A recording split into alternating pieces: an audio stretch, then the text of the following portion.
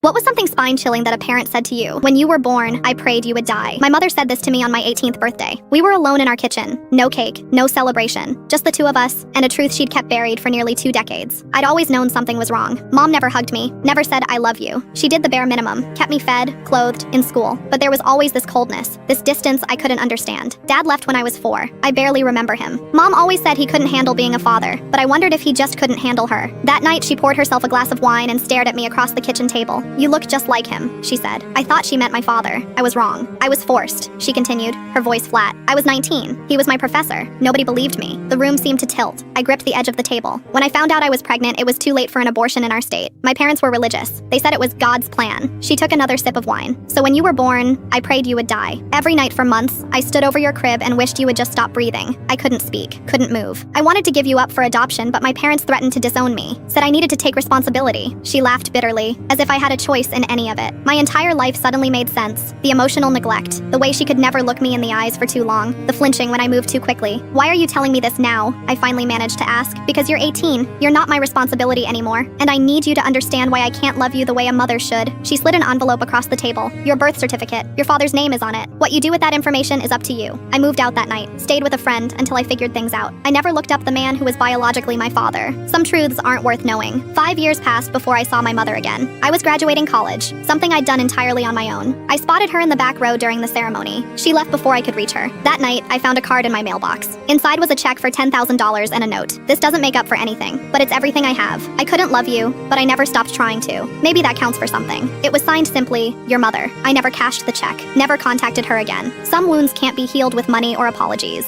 and I don't know if that makes it better or infinitely worse.